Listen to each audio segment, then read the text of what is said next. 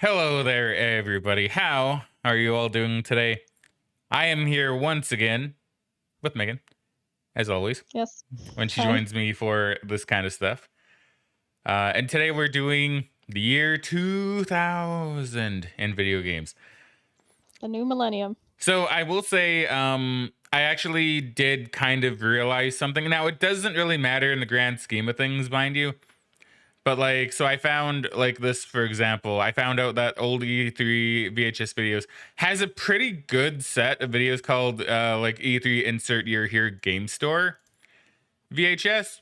And it basically seems like it shows all the games in like a more manufactured way. I presume it's called Game Store because maybe this is what they sent out to game stores. I'm not really too sure. To kind of show off product because it looks like it's just like the video games plus what console they're on plus what year they're supposed to come out or what day when they're supposed to come out, right? Which I think Yeah. is neat. So I'm a little sad I didn't do that for 99 and any of the previous years that they may have had this. So I figure going forward we'll do this one plus maybe a show floor video if I can find one, right? I weirdly enough I feel like as the years go on it might be a bit harder to find like good long show floor videos. I'm not really too sure on that. I haven't checked. I'm literally doing it all live, even though this is a recorded video. Um, but yeah, so I figure I'm a little sad we didn't do 99 or any of the previous ones. I did have a quick skim through the 99 ones for this. We didn't really miss much. There are some games that we didn't see that I think were personally kind of cool, like Jade Cocoon, which means we didn't get to talk about those. But you know, I'm not. I just look up, like I literally just type in the year and E3, and I see what comes up. Those ones didn't come up for me, right? But now that I know about them, we'll probably just slide them in at the start because I think they seem pretty good, and we'll get a look at all the games. They're really long though, so I'm probably gonna need to split them up into a couple different parts. Yeah. But we're gonna start off not at E3, believe it or not, but at the Xbox unveiling, because I feel like even if this is before E3, this is kind of very important and a very pivotal moment for, well, a pivotal moment for E3, right? And for gaming, like as a whole, you know, because the whole reveal of the Xbox was very, you know, like it, like I mean, look at Microsoft today, right? The Xbox is still a powerhouse, you know. Yeah. So I just feel like it's very important. So we're gonna be doing this. So this is at GDC in May, I believe. So it is before the E3 that happened a couple months later, or yeah, I think was E3 May at this point. Where's my phone? Shoot, where is my I phone? think for the last few years it has been May. I believe it has been May. Where is my phone? Hold on, I can't check my info if I don't have my phone. Here, give me 1 second. I'm gonna look for it. Okay, so got my phone back. It was in the kitchen. And I just checked my dates, and yeah, E3 this year happened in the year 2000. Happened in May. This takes place in March. I thought it said May earlier. It might be. Also uploaded by OG Xbox mods. I don't know what that means exactly, but I don't know if they mean like a mod for Xbox or like a modification to Xbox, but it's a cool enough name. Yeah. So anyway, this is still before E3. Regardless. So, are you ready? Oh, and Megan is also just doing some minor shiny hunting in the background. She's looking for like a shiny Articuno or something. Yeah. Yeah. So if she gets that, she's still gonna be paying attention, mind you. But if she gets that, she'll probably just let us know. Yeah. Okay. So are you ready? Mhm. Ladies and gentlemen, please welcome Dara Gray Tynefield, Associate Director, Game Developers Conference.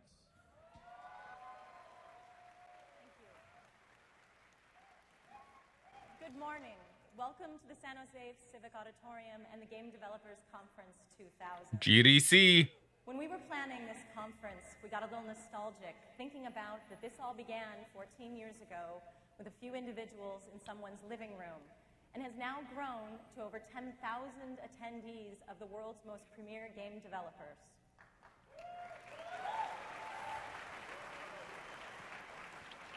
The theme for this year's conference invites you to take a place in game history.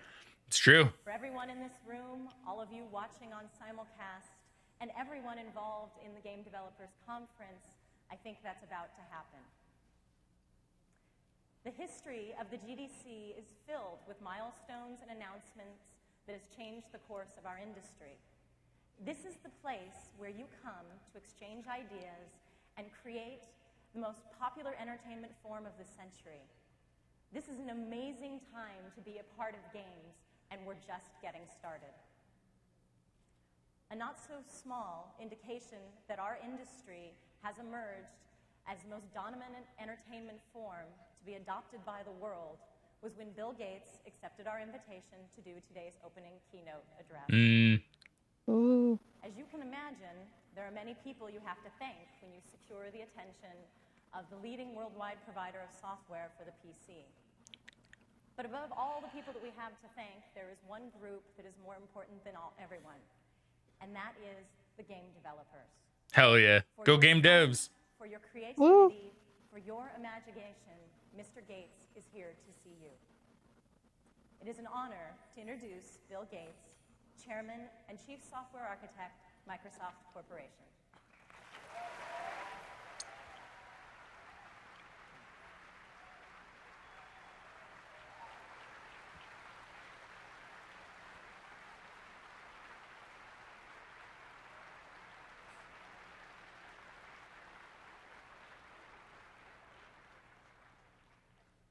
Well, good morning.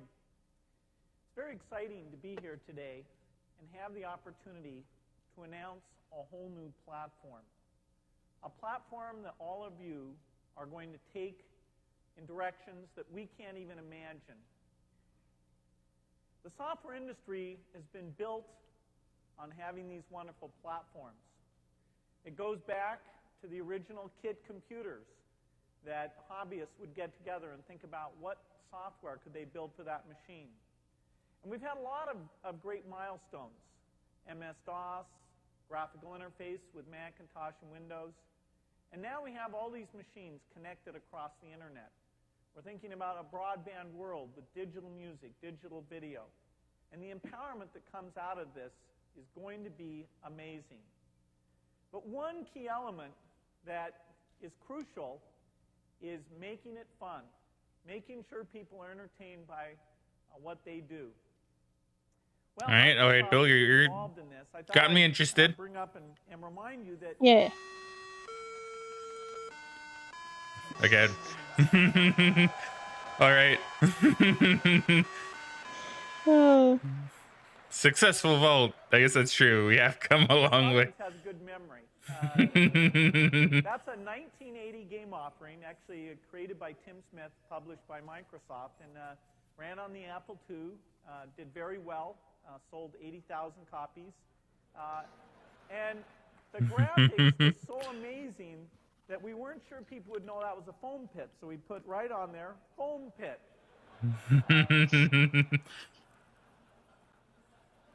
That's funny. That is really funny. I'm sure that won't be necessary. Probably not. So games are really Although you never know. coming into their own. Now, Microsoft's vision is a very broad and ambitious one. It's about empowerment. And historically, that vision was very centered around the PC. We love the PC. The PC is growing. It's getting better and better, and I'll be talking about that today. But the PC won't be the only device that people are using to get onto the internet and to be entertained. There'll be new devices in the living room. There'll be devices in your pocket, the cell phone with the screen that'll let you get the latest information, whether it's messages, that is true. It did happen. Travel information. Yeah. There'll be a computer. Because at this time, I think cell phones are still pretty, not new, but they weren't nowhere near as, like, how we have them today. No, I don't think they started to pick up steam until, like, I want to say the mid-2000s. Devices will be out there. Our goal is to create a platform that allows wonderful applications to be built for all of them. And in fact, in many ways, those devices need to work together. If you have preferences, if you have communications, you don't want to have to manually move that data around. You want that to happen just automatically because of the platform. And so Microsoft's vision statement talks about great software anytime, any place, and on any device. And so the announcements we're making today really fit into that any device type vision. Now, if we look at the game market over the last few years, the growth has actually been pretty impressive. This is U.S. game software sales. And what I did is I put together both console sales and PC sales. Both of those have been growing pretty healthily. In the past, the game consoles things will tend to have ups and downs, but the basic trend line is up, where the PC line has been just a steady growth over the years. Now, we believe that this reflects the fact that the games are getting better and better. And even the definition of what you think makes of sense. as a game is going to become a lot broader. If you can educate somebody while you're entertaining them, we don't think that's such a bad thing. If you can let them get out to the internet and get the latest information and somehow involve that in the game, that would also be a wonderful thing. So the whole notion of what are the game categories is going to expand quite a bit as the platforms enable new things. If you think of the different categories, the Windows platform has been strong for the intellectual, personal type games, role-playing type games. The consoles have been very strong, where you just sit down on your couch and have a very visceral social experience. And both platforms have been strong for the action and adventure type games. These categories will expand, and every one of them, we think, is going to be very, very strong. I mean, I'd say that does make sense. Although I would argue that RPGs did still have a strong presence on consoles. Now, what kind of platform allow the business to, say, be 4 or 5 times as big as it is today? We've spent a lot of time, particularly in the last year, going out and talking with game developers, trying to understand their dreams. What would they like to see? On the artistic side, where do graphics need to go? What do they want to see to get the emotion and personality in there? What kind of tools would be helpful? We found that audio is a very key issue for developers. Yeah. It's something that it's for a lot of people, it seems, generally. And something we're now Yeah. giving a lot of attention to. Game developers want to have an immersive experience where you can just really be involved in the game and have the game have a depth and richness that goes on and on. And that's one area we think the internet can I wonder which game devs they talk to. have the games being adaptive. Yeah, I'd be bringing curious. in I other assume players. probably some of the We've partners seen they got to online work it with gaming Xbox, really right? explode. Probably. And we expect that a high percentage of games will have that. I don't know which ones they would have had at this point. So there's plenty of room to do a great job.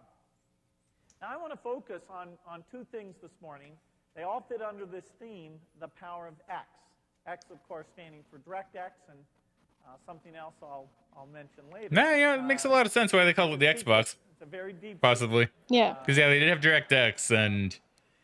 But first, for DirectX, we are very committed to continue to evolve Windows as a great game platform.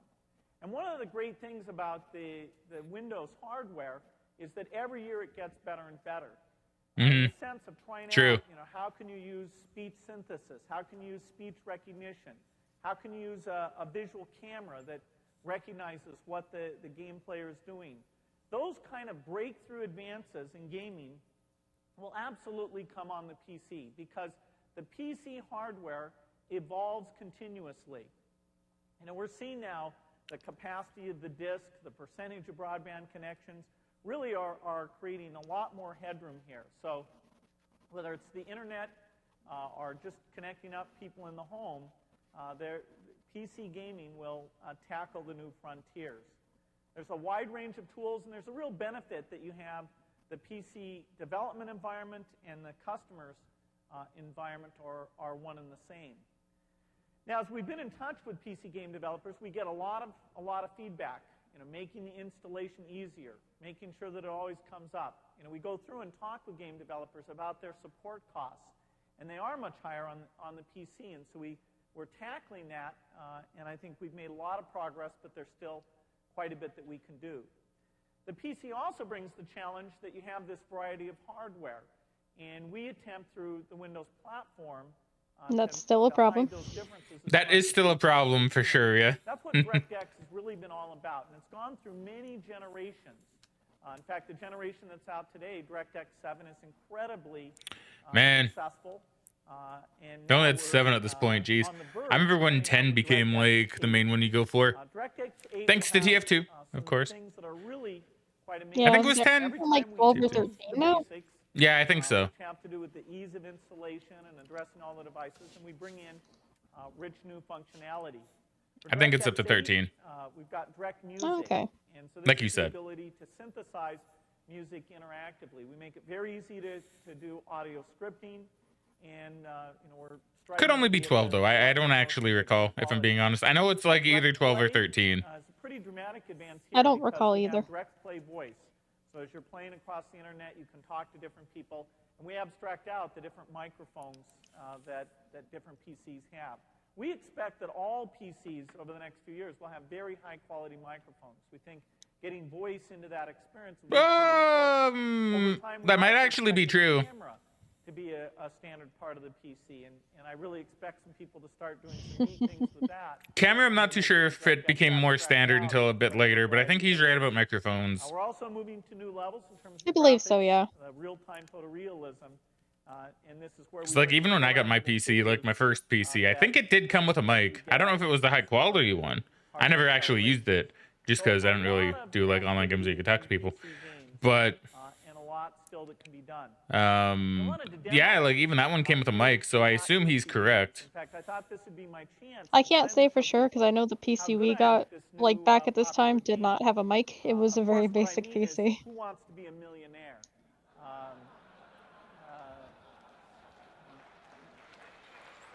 Man Who Wants to Be a Millionaire, a sign of the times. I'm going to win that game Yeah. one of these times. It's going to be big. But in fact, we didn't pick that one. We picked a few others. And I'd like to ask Steven Guggenheimer to come out and show us some of the latest things in the world of Windows gaming. Morning, Bill. Morning, How are you? Steven. Well, we didn't bring the millionaire game along, but we've got a few others. Before we get started, one of the things, as you talked about, was DirectX. It's always great to see how people are putting DirectX to use. So what I'd like to do first is show a video of one of the most talked about titles for next year, Black and White. Black and White. And let him talk a little about what he's doing with it. No, see, we got some crossover from last year. Video not available. Oh no. Peter for taking the time to put that together and show what he's working on. Now, one more real quick. We've got the It might be video just the going. video we already Guys saw from though. Digital It might be just the video we already saw. Your freelancer. It might also just be not in this one. Maybe they cut it out So why don't we bring that for this video. Maybe. Same with this one. Oh no. Okay, well, I think in terms of multiplayer, multi-screen, graphics phenomenal. It's easy to take a look at. And you can imagine, getting this online in a couple of years and 1,000 people in the same I wonder why. I wonder why they would cut that out. Cut those out of this. Seen your face as you got blown up. Yeah, I don't know. That's probably something a lot of people would have want to see over time. So I think it brings up a good point. Why don't we bring up the last machine? And what I want to do is the guys in research have actually been working on that capability. What I have here is something from our research division on face modeling. Man, look at those. Look at the backs of those monitors too. Hooked into the computer, Yeah, they're giant. of They my are. face or anyone's face, and from that create a three-dimensional image. In fact, Bill, we took a little video of your face earlier this week, so let's show how we put this All right, together. do we get to see this one? First thing we do is we just take a very straightforward video of someone looking from left to right. He does that well. And then what we do is we take two images from that video and mark 5 points on the face. And you may not see the fifth one, but it's on the nose. So there's 5 points off of 2 images. And from that, we can actually go and reconstruct a 3D model. And so we're creating the skin, the overlap. So now we actually have all the references for a 3D model. And if we show the 3D face, what we have is three-dimensional Bill. Huh. So this is Bill as the That's not firefighter bad. now. Yeah, not bad at all. You control it for motion. So for example, if that was Bill shooting me down, and this is probably if I had been shooting Bill down. And if we just have any plans. That's some pretty good technology for the time. That is. Now, of course, because we're in space, gravity, we might not be used to the G-forces there and there, so we can actually deal a little bit with the deformation. And that could be E.T. Bill. Kind of does look like ET. We'll reset. Now we can add things to it. Love So it. in this case, we can add your glasses if we wanted. I was thinking for next time we might put an earring on, go all the way out. One last thing, I know a lot of people ask, and since we just have the chance, people ask, what's going on inside of Bill's head? What do we see? Well, I thought we could take the opportunity, since this is a 3D model, to get inside of Bill's head. that, I like the idea that he's just like, okay, look, I'm just gonna take the piss out of Bill real quick. He can't I wouldn't stop be me for this surprised if, presentation. yeah, I wouldn't be surprised if Bill encouraged that, honestly. Maybe. From what I understand about the guy, he did seem pretty laid back and wanted to have a lot of fun with things. Well, now let me talk about consoles. And people often, when we start talking about consoles, have a simple question for us. A Microsoft console? What's this all about? The X. And we had some There's the X. Microsoft came and said, we should do a console. And at first we were saying, well, wow, that sounds like a real challenge. Could we really make a contribution? Could we do something that's over twice as good as anything out there? Could we do something that's really explosive? And so we went off and studied that. We talked to a lot of partners. We talked to a lot of game developers. And they came back and they said, yeah, there's really an opportunity because of the internet, because of leveraging some things on the PC, because of some breakthroughs, to do something that is dramatically better. Now, this is not simply taking your PC experience and putting it onto a new device. We're talking about a device here that has no boot time. You like that? I mean, no boot time is pretty good, because PCs did take a bit to boot at this point. Weren't really all They that did, quick. yeah. What we're talking about here is a real console. And it took us a while to come around. Yeah, our old PC probably took about 5 to 10 minutes to actually fully start up. Yeah, it sounds about right. Of entertainment software. But as we saw the opportunity, we got very, very enthused. And so what I want to go through here is my excitement about this new product, and to make it clear the incredible commitment that we have to this product. So I'm announcing the Xbox, which we're modestly titling. Yeah, I like how they got rid of the hyphen. That's the only thing they really changed about the name. Yeah. The modest tagline here is the future of console gaming. And so this is a device for the living room. Yes, very It's a modest. device, Very that came modest. out in fall 2001. We're here today announcing it for a simple reason. We need your best efforts to take what's in this platform and create amazing game products around it. Now, the Xbox is quite an amazing product. I want to go through a little bit here. What actually is Pentium inside 3 the box. NVIDIA design. Again, keep in mind, this is a traditional game console. It'll look great in the living room. Movie playback, It'll 4 be game priced ports. Like a game console. It's got the traditional Built-in Ethernet, yeah. royalty model. Yeah. That was pretty nice. We've got a few partners who are helping us. Yeah, they were the first ones to do that. Is providing the CPU. It's a Pentium 3 product, a piece of custom work, and that'll be a processor running at over 600 megahertz. So a reasonably beefy CPU. Now, to complement that, we've got another breakthrough part, which is a graphics processor that is being provided to us using an NVIDIA design. We've been working with NVIDIA, coming up with some special requirements for this game console, and we're really pleased to have them as the partner doing the graphics chip here. The operating system will come from Microsoft. I am a fan of NVIDIA, I will It's say. a reasonably different kind of Yeah. operating system than we've had on other devices. In the Xbox itself, They haven't done me wrong yet. Windows 2000 kernel. Yet. It's just the very basic things that get the machine up and running and going. It's a very rich platform, so if you want to do multiplayer activities and things, that all is very simple. But the actual run times, most of those come on the DVD, which is how the games are shipped. And the beauty of that is it gives the software developer incredible control over exactly what the software stack looks like. So between the software developer and the hardware, there's very, very little that could possibly slow you down or get in your way. The memory approach we've used here is a very important part of the design. We've got 64 megs of memory, and it's a unified memory approach. And it uses this DDR capability, so we have 200 megahertz of bandwidth to the memory, from the memory to the GPU and the CPU. We've heard that the audio is very important, and in fact, game consoles historically have not done a good job on audio.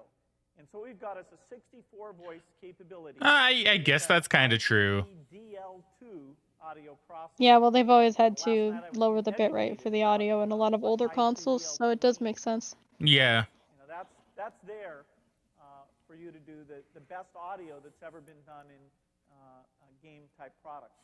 We do have a hard disk. That's a new thing. We have a hard Yeah, that was new. That was actually pretty, in my opinion, revolutionary. Just because I was so used to having like memory cards, like always having to buy like a memory card for my systems, right? Yeah. And so to get an Xbox, and because I remember even like playing Xbox for the first time, I was like, you know, do I need to get a memory card? Like, it was really weird to me because I was like, and then she's like, well, no, it just saves on the system. I'm like, wow. So I don't need to like buy these separate things anymore to put my data on. I don't need to keep track of them. It's like, no, it's just on the system. It's like, wow, holy crap, that's absolutely crazy to me, right? Yeah, I didn't have that experience until I got the PS3, so I was stuck using memory cards on the PS2 for a very long time. This box is able to exploit all of the richness. So yeah, like it might not sound like much now, but back then that was absolutely just mad lad. How do we describe right. the power of this graphics Yeah. processor? Well, you know, they kept giving me number after number. That's a lot. That's a lot of zeros. But there's one number 1 trillion? that really sums it up. Yeah. This graphics processor can do 1 trillion operations a second. That's not a billion. It's not 10 billion. It's not 100 billion. That's 1 trillion operations a second. And that's where you can get photorealism. That's way beyond any product. Now, I will say, we never did get photorealism on the Xbox, but for back then, for the time, it probably did look photorealistic to us. It's really weird, right?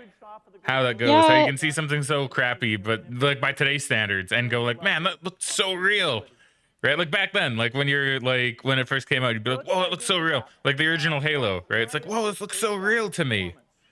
Yeah. Right. It's a 300 megahertz Go ahead. I'm sorry. Well, I just like, I do remember that with a lot of older games. Like, even when it came to stuff like the N64, I'm like, wow, the graphics look so realistic. And it's just like, yeah, they have like 3 textures. Yeah, like it's really strange how our minds kind of did that, you know, where it's like, wow, it's so real, but it really isn't, you know. There's nothing real about it. It's just for the time. It's like, wow, like this is the best graphically, the most graphically high capable thing we got, or whatever. I said that really fucked up, but it's like the most like the best looking video game I've ever seen, and it's like Ocarina of Time, right? So to you know, in the context, it's like, wow, that's so real, you know. Yeah, no, I remember being blown away when I first played on the PS3, back when I was playing Layer. Classic, not too great, but it's a classic. And like the cutscenes, I thought they just looked incredible. Nowadays, I probably go back to it and it probably wouldn't look very good. Well, you know, that's kind of thing with me and Condemned. I know we're getting like, well, it's still on topic. Whatever. Anybody says it's not on topic, you know, you don't understand. Actually, I'm gonna pause this real quick because I do actually want to read this. But I do just want to point out that it was kind of the same experience with me and a game called Condemned on the 360, which they actually did tout as being photorealistic at the time, right? They even showed like a picture of a door made in game and a door made like, well, made in real life, right? A door in real life. And it's like you couldn't tell the difference, and that was the whole point. Nowadays, you can look at that and say, well, okay, yeah, but for the door image, they probably put literally every single like piece of like graphic what's the word I'm looking for? Graphic like they put all of the power in the system to probably make that door and make it look so good. But so when you make it into like the full game, it's not really going to look like as real. But you know, for the time, Condemned did look actually pretty real. You know, the shadows and the lighting and how everything moved, right? Yeah. Like it all did look really real. Which, you know, is impressive. So what do they have here? Hard drive for gaming, high performance, persistent online worlds. So yeah, they're just kind of talking about, I guess, being able to save on the Xbox. So it means in terms of the Yeah. richness of the scenery and the audio that you can have in one level of a Also, game. looks like they're talking about creating demos, which for what becomes the Xbox Online store, right? Probably, yeah. Well, when you put an 8 gigabyte disk drive on here, you can stream in. Which, I mean, at the time would have been pretty revolutionary because we were very much used to buying jam-packed discs with demos on them. Yeah, this was back in the era of buying like a gaming magazine and getting a demo, like a pack of demos on it. Yeah. In the field. So the internet generation of games, we say, requires this disk. And it was one of the hardest. Yeah, and it was kind of the internet generation of games. He was kind of right, because this is when online, thanks to the Xbox, weirdly enough, became more of a thing. Like, it's more of like, okay, well, I don't really need to play with people in my life. I can play with people from anywhere. Yeah. Something absolutely worth doing. We think there's going to be incredible, persistent online worlds that are created because of what you can do with that disk. We think that having saved games, new levels, going out to the internet to get what's new. We also think that when you're using Xbox and you think, hey, there's a new game that I've heard of, what you'll do is just connect up and get the trial version that you can download onto your hard disk and try it out. So yeah, just like he said, the original Xbox did kind of pioneer that. It'll be easier for you to market the breakthrough games where you do because. Yeah, it's such a thing where, like, even me, like, who did grow up with demos on discs, like, looking back at it, it's so weird to think just how kind of normal all of that became. It's like, oh, just I'll look for a demo on, like, Steam, or I'll see if there's a fun demo on, the PlayStation Store, just to kind of play around on, right? Yeah. But it's like, we didn't have that. First and foremost, like at all back then. No, you basically went to Walmart and they'd have different demo discs that you could buy for like $20. Yeah. So, very different. Yeah, I do remember spending a lot of time playing those demos, probably just because we had very few games as kids, and it was a lot of variety. Yeah, a lot of variety indeed. Familiarity of the x86 type CPU. So there you'll be able to share work between the PC and plus as a kid, I feel like it's more fun to kind of like replay through demos. Yeah. Than it would be like, say, as more of an adult, where it's like, oh, I played through this demo like once, I don't need to play it again. I've already seen all I need to see, right? Well, yeah. But as a kid, I don't know, you just have fun, like, replaying stuff over and over. At least I did. Well, yeah, I replayed a lot of stuff. There's a reason why I played the Pokemon games so much as kids. I'd go restart it from the beginning over and over again. You've got that 64 megs. You can use it any way that you want. It can all be textures if you want, and no limitation there. And a final point that I think is critical here is that Xbox, like the traditional game console, will be a stable platform. That is that over a period of 4 years, the Xbox will stay the same, and so that as you're building games, you'll know exactly what it is that you're targeting. Well, the best way to understand this is to see it in action. We don't have the real thing here, but we have some early work, some early prototype work that can show you how amazing this is going to be. So I'd like to ask Seamus Blackley to come out and give us. It's actually kind of interesting that he mentioned the Xbox being the same for 4 years. I wonder if this means they originally planned to have a sequel console to it around 2005. Maybe. We don't have the box, but we do have the. When did the 360 come out? It would have been like 2006, I think. Or no, it might have been 2005. Now, is that... Ooh. Yeah, I think that is what it was originally supposed to look like. Which is That's neat. kind of cool. This is the box that we take to trade shows and events like this. Takes up a lot of space, though. It has an NVIDIA NV15 processor, which has about 10% of the final performance of the Xbox. But I can show you some examples today that really serve to illustrate and highlight some of the points you made earlier.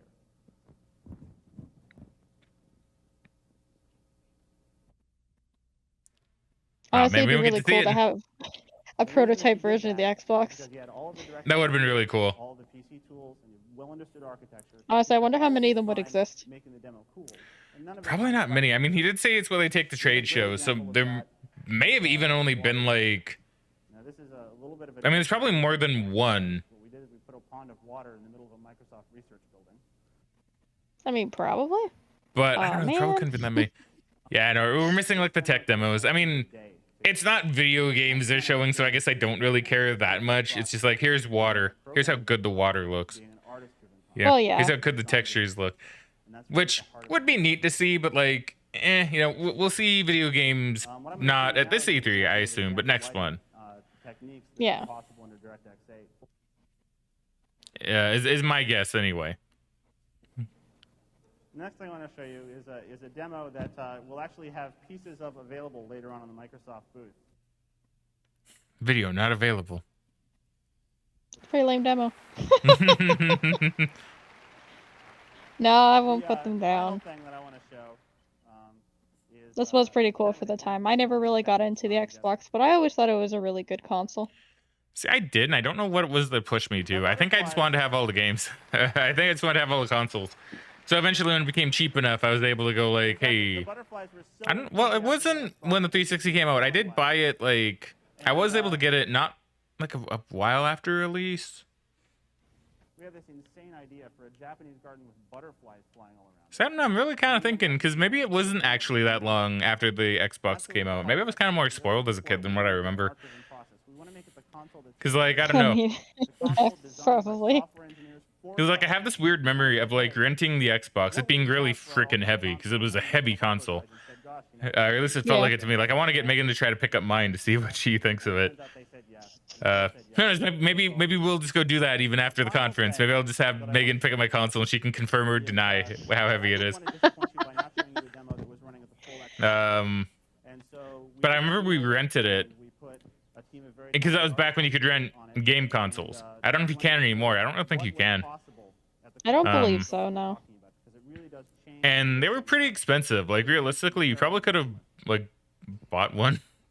Yeah, if you rented it like multiple times, you may as well have just bought it. Which I think may have been like the point.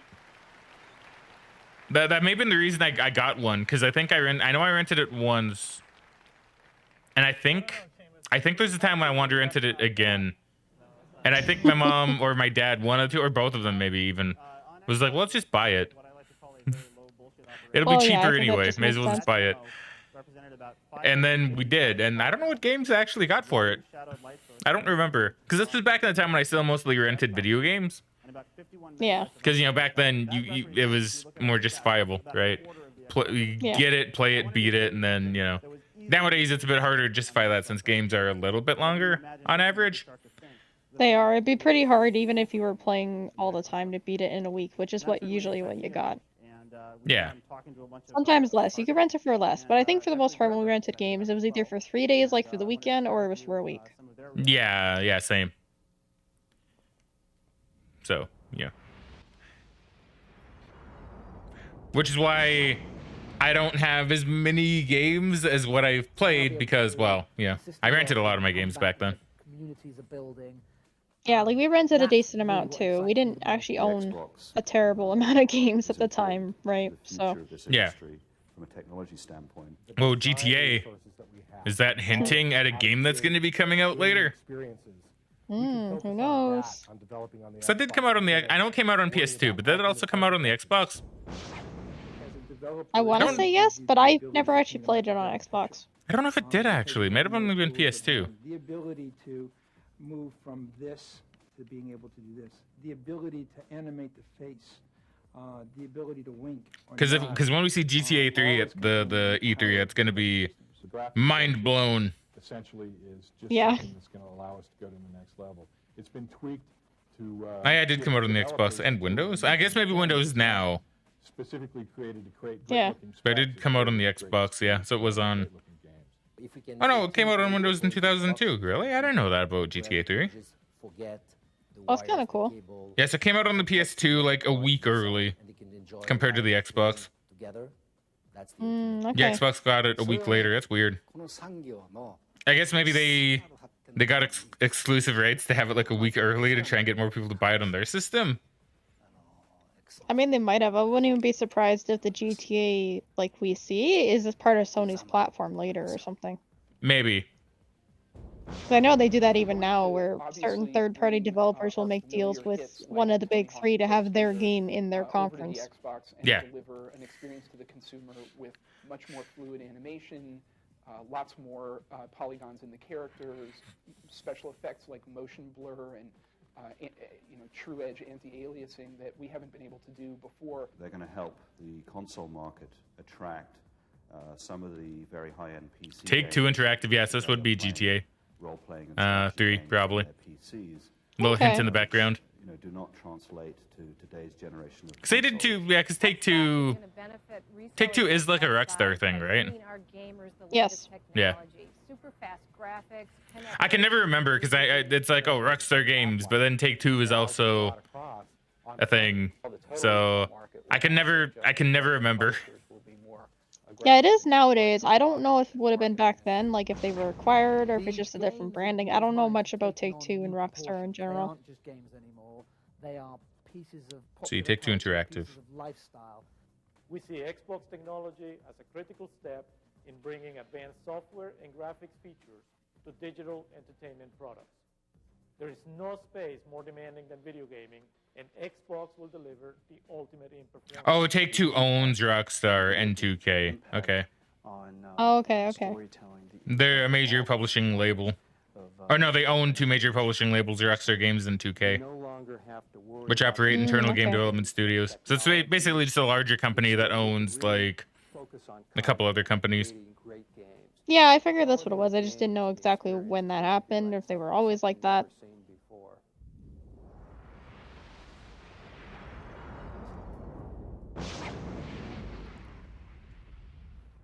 Well, they kept that sound because I'm pretty sure that was the sound that played when you started up the system.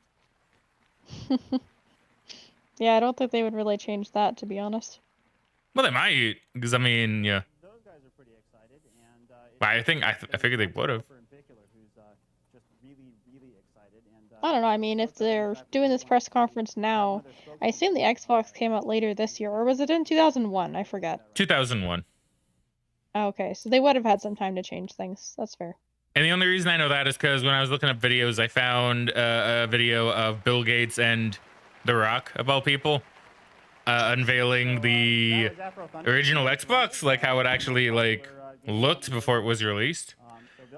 Oh, okay. So that's the only reason. And he did say, like, didn't he say October of like or fall of 2001 is when he expects the console to be released? I think he said that. I don't recall. I don't remember. Support we're getting on this box, and between now and the time the box. I guess just between all these conferences we've seen, that generally speaking, we have the E3 in like May, and then they have stuff released by the end of the year. So I guess I'm just used to everything having a very short turnaround. So these are the partners that they have. Hold on. Yeah, let's have a look at these partners. So they had Best Buy, Ubisoft, Midway, EA, Eidos, THQ, Bungie. That would go to be a great pickup for them. Hudson, Capcom, Activision, Koei, Infogrames, excuse me, Nvidia, Universal, Rockstar. I mean, I know some of these games did pop up on like, well, some of these companies did work for PlayStation, so I'm not really too sure what they necessarily mean by partners. Like, I know Capcom didn't release games just for the Xbox, nor did Rockstar. I mean, they probably just mean their partners as they were porting games to their console or developing games, not necessarily first-party studios, right? Okay, yeah. Okay, that's fair. Although I don't know what stake Best Buy has in that. Maybe they had some kind of promotion where they would sell the console at their store. Maybe. I could see that. Okay, so they had a lot of good. Is that the EB logo? Yeah, it looks like EB Games. I think that might be the EB Games logo. Yeah. But that was before they were owned by GameStop. I'm pretty sure. Yeah, I'm pretty sure. Games developers. And now it doesn't exist anymore. Makes me a little sad. And it's okay. I see. I'll follow one launch. This is something that's very, okay. very important to Microsoft. I couldn't be more enthused Superior about platform, awesome dev support, It's the superior platform. You great put a lot execution, about outstanding that. marketing, and momentum. The I developer mean, support it tools, did become a success. concrete That's without a doubt. about that. And so much so Yeah, that the it's still original around Xbox today. sold really well. Getting those development kits out there. It did. But as this program goes forward, we're also committed to great execution, getting the machines out there in incredible volume, and an outstanding marketing program. We put quite a budget behind this one, and we're going to break through in a very big way. And that all comes together for the big fall 01 launch. What are the next steps here? Reasonably straightforward. We want you to design superior Windows DX8. Xbox titles. Relative to the PC, you probably already got DirectX 7, so we'd love to have you start working on DirectX 8. We've got the Yeah, like I don't know. beta of that coming out in No, I don't think people have ever gotten this impression, but I hope people don't have the impression that I'm not a fan of like the Xbox series of consoles. Because I always talk about like, oh, how I have a PlayStation or how I want to get a PS5 or stuff like that. And I never talk about getting any of the new Xbox consoles. Like, I don't think I've talked about getting a new Xbox console in like ages, since like the 360 probably. Yeah. But that's not because I think the consoles are bad, right? I actually think the Xbox consoles are pretty good, for the most part. It's just a lot of the games that they have come out on PC, right? Yeah. And it's like, well, my PC is pretty good and has been for a while. So really, any game I can play on the Xbox, well, I could just play on PC and not have to spend the money for a console, right? Well, and that's kind of my thought about it too. It's just like I only had so much money for buying games, and I mean, I bought the PlayStation because I had a lot of exclusives I wanted to play, and like the 3DS and all those other Nintendo systems, but I never bought an Xbox because there wasn't enough games on there that justified buying like a $400, $500 console. I mean, that's fair. That's fair. I don't know. If the Series X ever gets enough unique games, then maybe I would buy it, but I'd probably be more likely just to play it on PC, most likely. Yeah, same. So question, like we're at 47-ish minutes into this. Do you think this should be a separate thing? Because this is like a 2-hour long video. That would going to be for us because we're going to be speeding through a lot of it. So if we're doing a double time, it's going to be about 2 hours. Yeah, probably. I think that makes sense. Yeah, and I don't want people to feel like, oh, we got to sit here for like 3 whole hours to get through the whole video. It's gonna be like 3 whole hours for me and Megan today, but for you, it can be split up over multiple days. And you can pause whenever you want. And you can pause whenever you want, because we also have this one that we need to get through, which is going to be like another 2 hours. So you're not kidding. We're literally gonna be doing this all day. Yeah. Look, I found good videos this time. Okay, I found good videos for 2000. Look, don't worry about it. Don't worry about it. We are fine. We are fine. Okay, so I guess Bye, guys. Yeah, I guess we'll leave it here, so you guys don't have to watch the like multiple hours of this. So yeah, the Xbox, absolute beast of a system, and it changed the world of video games forever. Not even just because it was like so good, but because, you know, Sega was kind of on the way out at this point, and Microsoft was going to firmly slot its way in as a permanent member of like the big 3 companies. Yeah, I'll be curious if we would ever get another big company to become video game developers, but I think it'd be pretty hard to break into the market as a console developer these days. You need a big name and a lot of money. That's really kind of the thing. Because like other people have tried. Like look at the Ouya.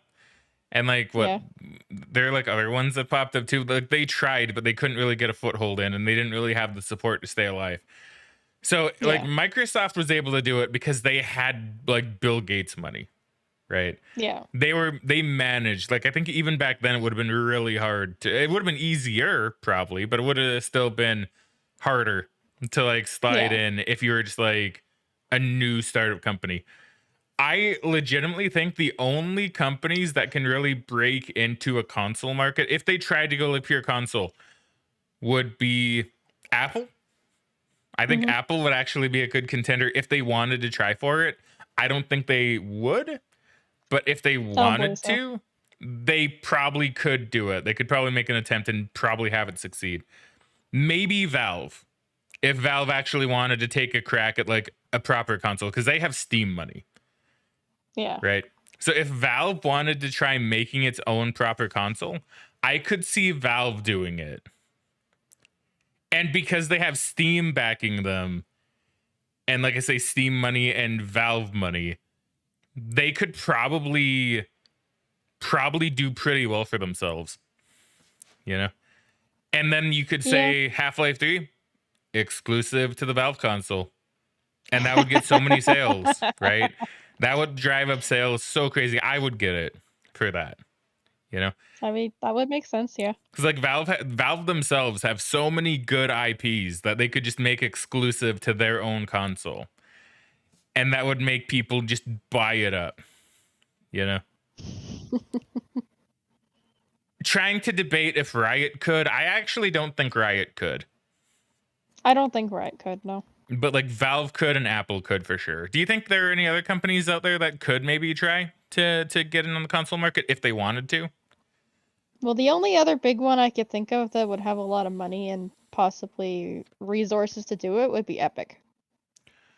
Maybe Epic. Epic might be They get able enough to. royalties from their game engine development on the Unreal Engine, not to mention their Fortnite money and all these other exclusive deals they're making. I think if they wanted to, they probably could. It would still be hard to get a name as a console, especially because there's a lot of people that already have, I guess, biased views towards Epic, mostly because of how they handle the PC store. But if That they're is true. successful enough on the PC store, I could see them doing a home console counterpart or even doing something similar to the Steam Deck. That is a very good point. Yeah, and like you said, Epic literally made its own very successful engine. So they could definitely slide in if they wanted to. I don't. I'm trying to think how much carry these companies would have to make a console. I think Valve is really the only one that I could see legitimately trying. Yeah, Apple is too invested in its Macs and its phones to really care to develop a game console, I'm sure. They'd rather just push something like Apple Arcade. Yeah. And like Epic is mostly in for the publishing side of it. I don't think they would want to do much developing because a lot of the Epic developed games, at least that I've heard of in the last few years, have not really done that well aside from Fortnite. I believe that is correct. But Valve, I feel they have the kind of mentality where if they just decide they want to do it, they will, you know? Well, and to be fair, who knows? Maybe them trying with the Steam Deck, maybe that's a bit of a prototype to see how many people would buy into something that they build themselves, right? I mean, that's true. I guess if they wanted to, they could make their own console be connected to your Steam library so you could play Steam games on a console. That is true. Kind of like what they tried with the Steam Link. That is true. That is true. Now, I'm sure you could have some people saying, well, yeah, they technically did make a console. It's called the Steam Deck, idiot. But to that I say, no, I don't really consider the Steam Deck like a console itself. I consider it just like portable Steam, right? Like a portable like PC kind of Steam player, you know? Yeah. Not really like its own console, right? Like where they can have like exclusives and stuff like that. Or like you can buy like physical games for it if you wanted to. I'm talking like a full-on console where it's like you can get physical games if you wanted to. You could slot them in, or you know, like that kind of stuff. Not something that just connects to Steam. But you do make a good point though. If they do make their own console, they could give it Steam compatibility, and that would. I mean, obviously, then game devs would need to make their like how they do with the Steam Deck now. They would need to make their games compatible with the console.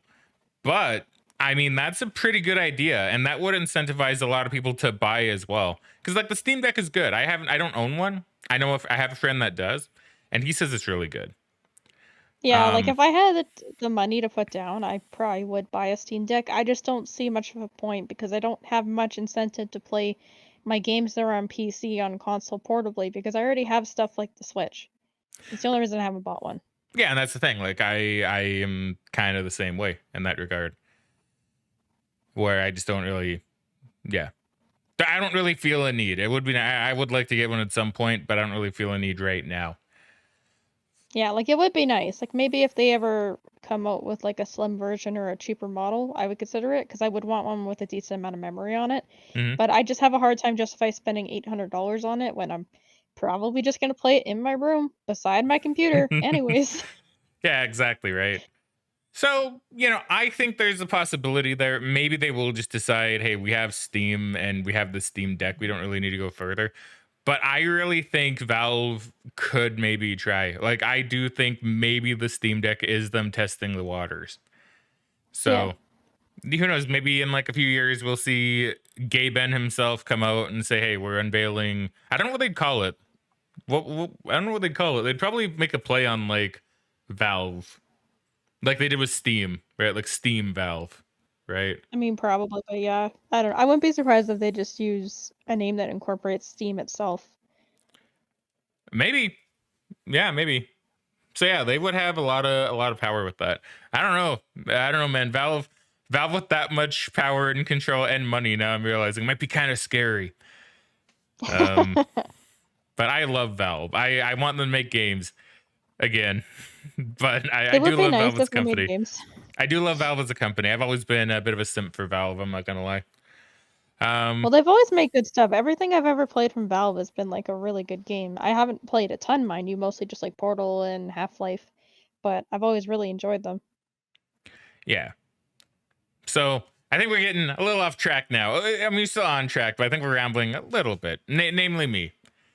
That's fair. So yeah. So anyway, Valve, I could see making a console. Megan, any last thoughts? Not really in particular. I think if the Valve ever did make a console, it would be pretty interesting. I just don't know if they would get into the publishing side of it. Perhaps not. We'll just have to give it another few more years and see. Maybe they will, maybe they won't. All right, Yeah. though. I guess that is it for now. So thank you very much, everybody, for watching. We hope you all enjoyed. But for now, it is time we cue the outro. See how I did that? You like how I did that? Yes. Nice. Frag out, and we shall catch you guys later. Bye.